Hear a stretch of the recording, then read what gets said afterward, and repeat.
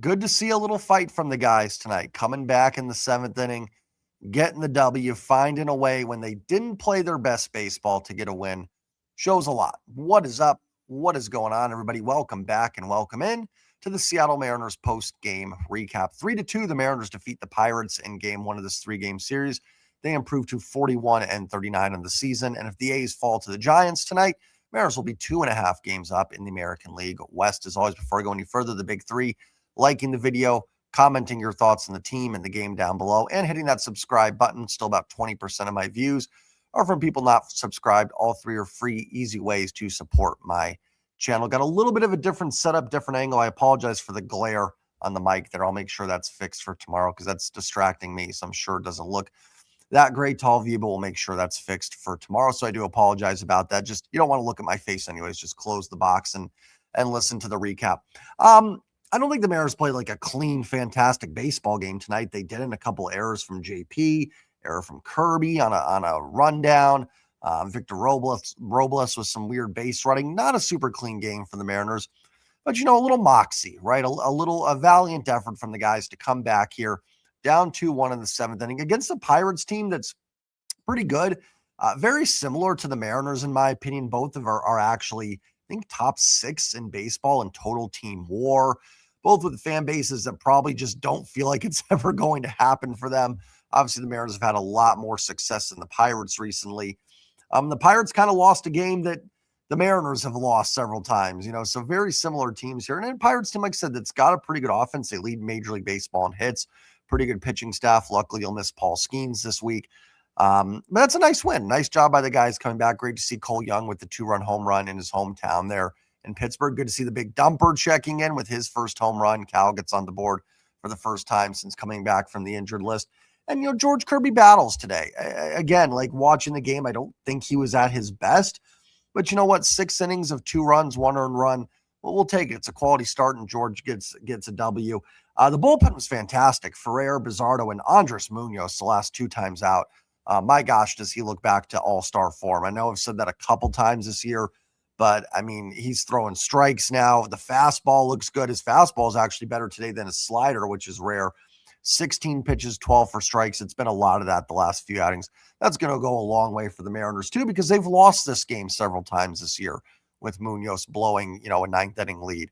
This is a game they lost against the Tigers, the Royals, the White Sox. Now, some of that wasn't all on Munoz, but this is games we have seen them lose. So to be able to get that W is huge. If they can start locking down more of these type of games, it's going to go a long way, because in order to get to the goal of what you want this team to do, you're going to have to win some ugly, right? You're going to have to win some games where you're up by 1 run, but you just trust that Andres Munoz is going to lock it down in the 9th inning, and it's not going to be an adventure. You're going to have to win, 5 straight 1-run games at some point, right? To find a way to push through it. That's kind of what they did tonight. Like I said, I don't think it was their best baseball, but they find a way. And after ripping the team on Saturday, rightfully so, and if, any guys and gals out there that agreed with the rant, it still stands, right? Like, there's still kind of the devil and the angel on the shoulder with this team, and because there's 2 different ways to look at it. The Mariners are actually, standings-wise, in great position right now. I actually think they may be currently the 2nd seed in the American League, depending on what happened with the Cleveland and White Sox game this evening. I'm not really paying attention to the seedings yet. They're in first place by potentially 2.5 games. That's a great spot to be in. If you would have told us all, hey, on June 23rd, the Mariners will be 2.5 up in the division, and they'll be essentially tied for the 2nd seed, I think we all would have pushed the button on yes. Like, we'll take that. But we didn't know it was going to be because the American League was going to kind of be a bit of a joke this season, where 83 wins might get you the 2nd seed overall. So that's, the Angels telling us, hey, it's okay. Look where they are. But the Demons kind of telling us, like, yeah, but they haven't played great baseball so far. So I think that's where a lot of, like, frustration, but also hope can come with this team. But what makes it so difficult, right? Because I've wanted to go off on this team, but it's also like, man, they're in really good shape. So it's hard not to be like, they're okay. I think they're going to pull through this. And I'm still there, right? And like I said, it's back-to-back wins. I'm still pretty confident. Like if you had put odds on it, it's like 85 to 90% sure they do win this division. In fact, I'm probably 85 to 90% they end up with the 2 seed. I mean, if we want to get technical, they're only like 5 or 6 games back of the Yankees for the 1 seed. You know, it takes us one good week and you could get that going. Would love to see this team really, you know, kind of in the home stretch here before the All-Star break, just take off, right? Like, just, you know, you've got a Pirates team here. You got the first game, you got a chance to win the series. Now you're going to Cleveland with no Jose Ramirez. Come home for the Angels. And the Jays. The Jays always seem to be a problem in T-Mobile Park. We don't need to go into that. But a team that's not playing great ball. And then the Florida trip with the Marlins and the Rays. Again, you know, teams that are good but beatable. I'd love to see this team just, you know, get on a stretch run before the All-Star break and just really, really, you know, just be in position the All-Star break. Like, wow, the Mariners are in complete control of the American League West here. We'll see. You know, I've been saying that for a couple months and they haven't done it yet. But, you know, in order to do that, you got to win. And they've won 2 in a row. So hopefully that can keep going tomorrow. Although, like, every time I've gotten to the point of this team where I'm like, here we go, this is the starting point, they fall right back on something. So we'll get into the box score in a second. The Mariners have announced another piggyback. It will be Saturday with Logan Gilbert, followed by Emerson Hancock. Okay. I know they said they were going to piggyback every starter. So I get it. They said they were going to do this. The starters, pitching staff agreed to do it. So, like, I get it. I don't even mind Emerson Hancock being the follow guy. I'm actually curious to see how he does in a shorter stint because I do really think he could be a great bullpen weapon because he could just spam that sweeper and not worry about it being in the strike zone as much as a reliever. Think of Matt Brash. Not saying Hancock's going to be Brash, but Brash does not throw a ton of strikes. Now, he doesn't walk a ton either, but that ball is just not in the zone. It's just so nasty. Late in games, you tend to get more swings on. If Hancock can do that with a sweeper, he could be like a lights out 2-inning reliever potentially. I'm not saying he should be out of the rotation. I'm not. I'm curious to see how he does in that role. But it is kind of funny that they announced the piggyback it's going to be through the whole rotation. And the first 2 guys to get piggybacked are probably the guys that are throwing the ball the best. Bryce Miller, who looks the best in the rotation, and Logan Gilbert, who wins AL Pitcher of the Week. Congratulations to Logan, and has looked very much like 2024 Logan for the past month or so, is the second guy they piggyback. Now, listen, a few weeks ago, there's probably a lot of people calling for Logan to be piggyback because he was having trouble getting deep in the games. But, man, just like the timing of it from this organization. And I do get a little bit of like, are we doing this just to protect Luis Castillo's ego? It worked the first few times out with Bryce Miller. Bryce was coming back from injury. Castillo looked like he had a little bit more velo out of the bullpen pitching in those situations. So I didn't hate it. And it worked out very well. And it helped save the bullpen. And it will save the bullpen. Like it has to because you're using 2 pitchers for the entire game. It's going to save your bullpen. So no matter what, even if they give up 27 runs and you just use the 2 guys, your bullpen will be saved no matter what happens in that. So I'm not against it from that perspective, but man, it just seems like the 2 guys that don't need it the most are the first 2 on the list. So, you know, I'm not like totally up in arms about it. I don't love it though. I don't mind Hancock being involved in one. I do think it can help him. Again, I've talked about that he's probably going to be at a career high for innings pitched this season. Last 2 starts, it looks like maybe he's wearing down a little bit before the All-Star break. Totally fine, totally normal. He has been such a big part of this rotation this year that he's allowed to do that. So I think having him in a piggyback makes a ton of sense. Just don't love it with Logan Gilbert. I don't love that we could see 5 shutout innings from Logan where he's looking great and then Hancock's coming in, you know, right behind him essentially, you know, because we have to commit to the piggyback. Essentially what we saw on Friday, right? Bryce Miller was cruising in that game and then taken out. So I get the long term with it. I certainly understand it. I always try to look at all angles of things because, you know, this is sports. There's not a lot of black and white in here. There is a lot of gray, and it's fair to understand where they're coming from, and I get it. It just seems like this is a lot of stuff to make sure Luis Castillo isn't angry a little bit. And I'm sure it's not the only reason, but I wonder if they'd be doing this if Castillo was either A, fine, or B, like not making $20 million. I do wonder what they'd be doing with this. Okay, let's get into the box score here. Let's talk about this game that the Mariners won. George Kirby, 6 innings, 8 hits, 2 runs. It was earned, 2 walks, 5 Ks. 91 pitches, 65 strikes. I'll give Kirby credit here getting through 6. He had two batters. It was Mangum and Horowitz in this game. Horowitz, I think, to lead off, and Mangum, the second to last batter he faced. There were 10 pitch at bats. So, more than 20% of Kirby's pitches came in 2 at bats that ended in base hits. Battled around it. A lot of base runners, some hard contact early in this one. Does find a way to get the 5 strikeouts and battles through. It gets a couple crucial double plays.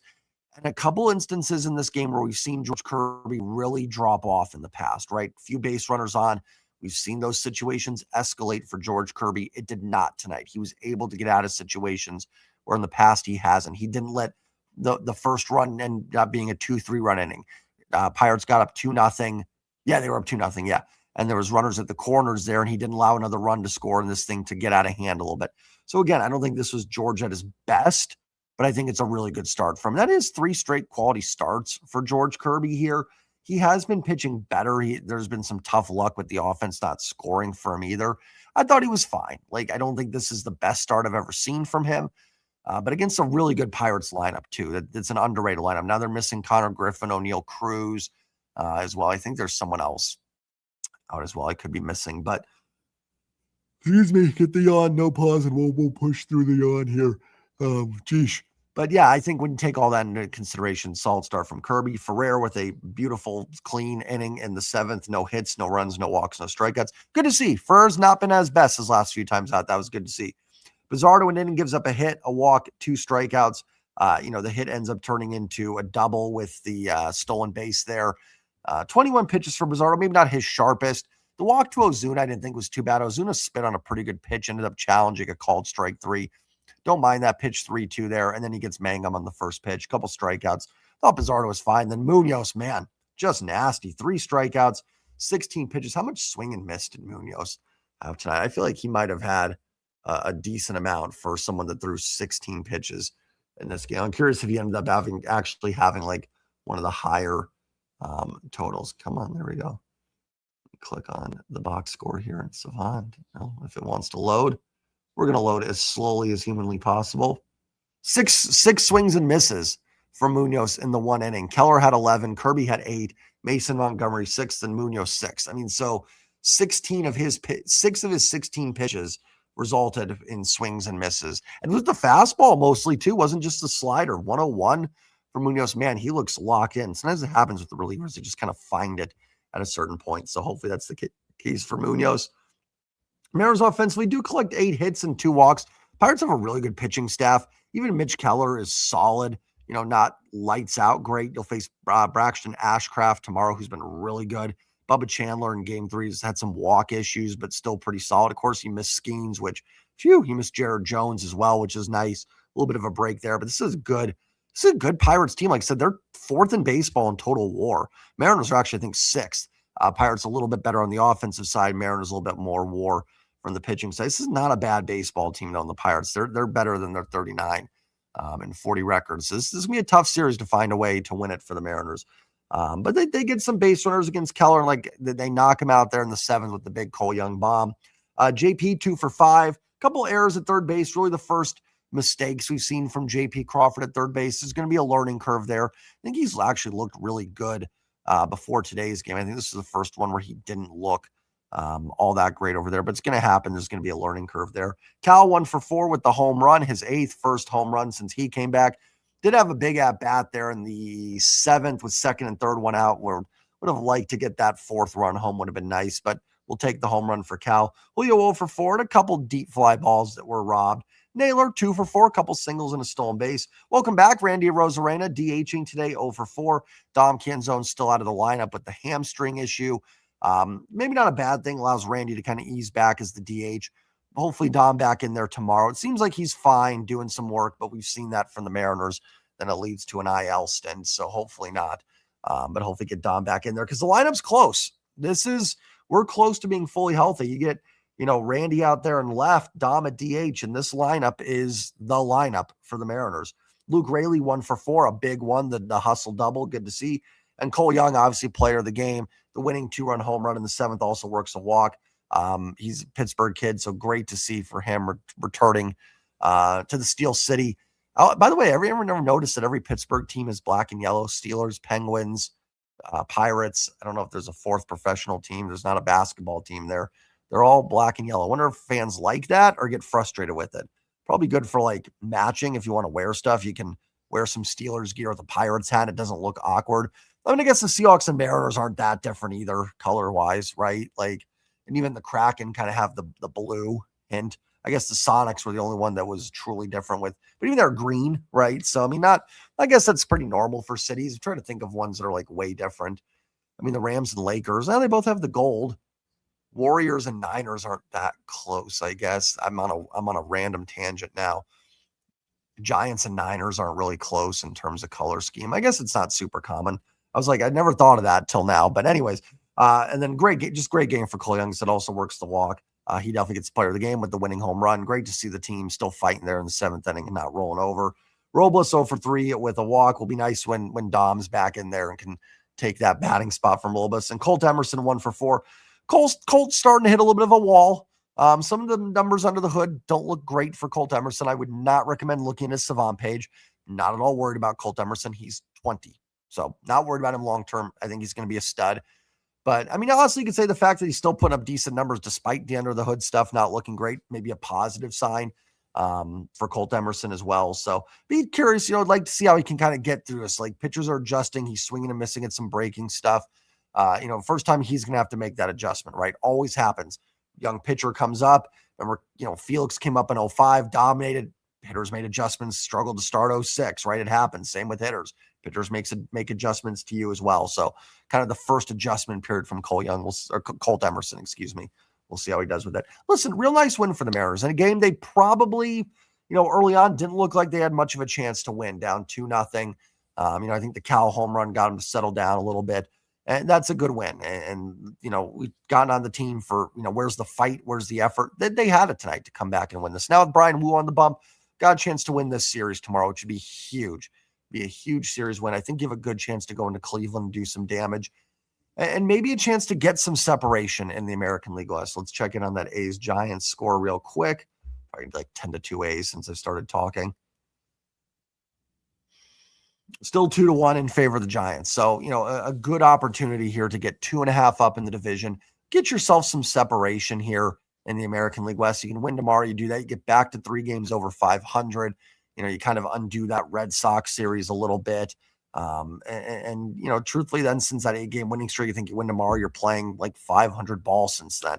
And a chance with Dom back in there to get fully healthy as well. So enjoy the victory. Like I said, they don't happen all the time. So enjoy the W, everybody. Take care. Like, comment. Don't forget to hit that subscribe button. And as always on this channel, go Mariners. Peace.